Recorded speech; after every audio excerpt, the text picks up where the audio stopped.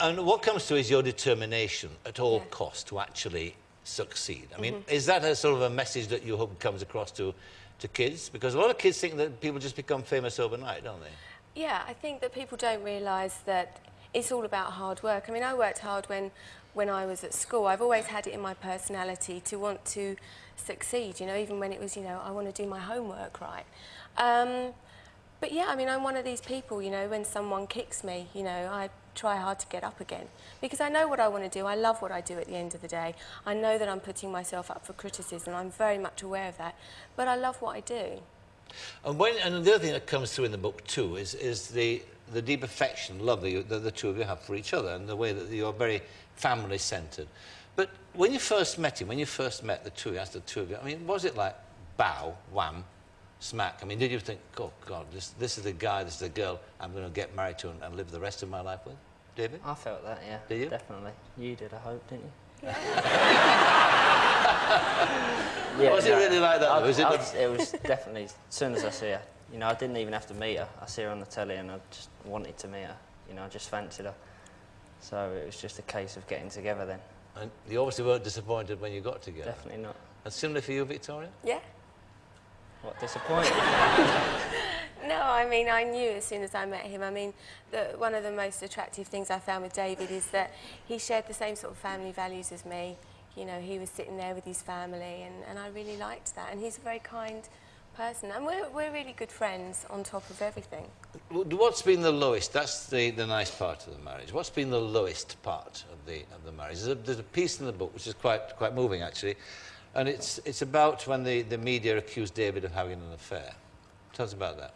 That was probably one of the most difficult things to actually write in the book. Obviously, it's lovely writing all the nice things that have happened, but that's very difficult. I mean, it was a really traumatic time for both of us. You know, I was pregnant at the time, and I think that a few girls wanted to launch a modelling career, so decided to drag David's name into that. And you know, I think that you took it to court, didn't you? A couple of the cases, but it wasn't really true, the story. No, but nonetheless, it was in the papers. It was printed, and it affected your relationship. It did for a while. I mean, as much as you can trust someone, and someone can say, honestly, I haven't done this. I don't know this person. As much as you want to believe that person, they've still put that element of doubt in your mind.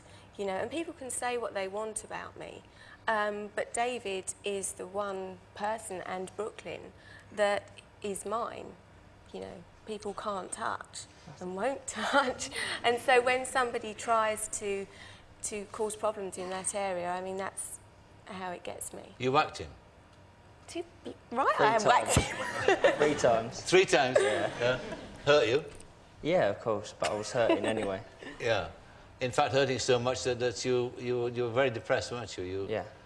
Well, how depressed were you? What did you well, we went away for the weekend after that. And obviously the worst thing for me was seeing Victoria hurting so much. That hurt me more than anything. You know, and trying to prove my innocence to someone that's hearing it from everyone else that I'm up to something, then trying to prove that is hard, you know, and trying to prove your innocence when you know full well that there's nothing that's gone on. And that was the hardest thing. And then, you know, we tried to get away for a few days just to sort of be together and be away from everything. And it sort of... It was good, but it was bad because we was away and we was on our own, and there was times where I was on my own in the room, and it was very depressing, and it was very hard. You're looking out the window thinking... well, we was on the edge of Lake Como, so it was very tempting, but... I actually took that out of the book, babe. Did you? I haven't actually got to that part yet in the book. So. You'd be surprised, really. It's a very interesting part of the book. I hope you've got time to finish this book, you know, before too long. I know. Well, yeah.